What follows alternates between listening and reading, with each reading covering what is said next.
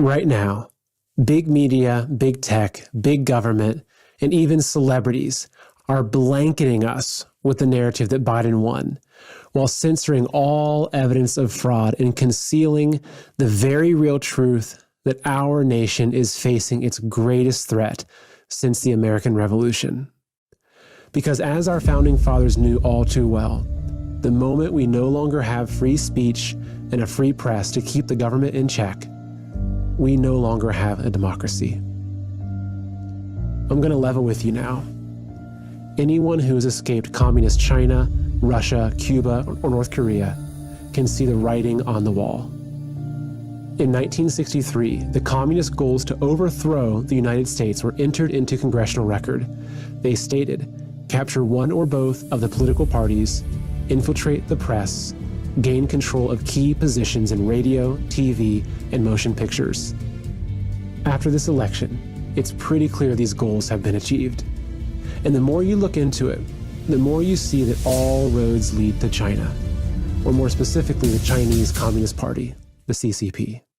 Guess who owns a massive chunk of Hollywood, including AMC theaters and legendary film studios?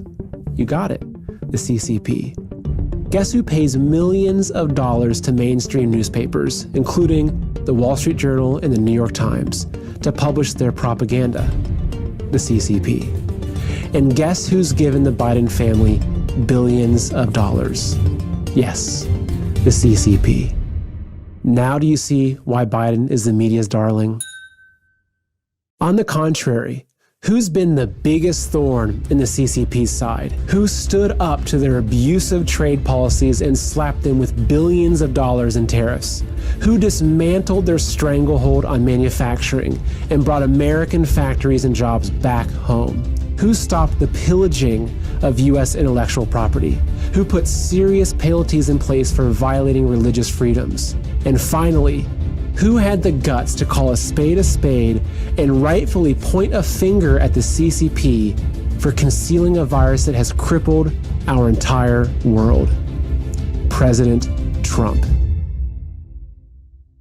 Now do you understand why they hate him so much? They've been coming after America, coming after you and I for decades, and their plan was basically complete. That is, until President Trump got in their way.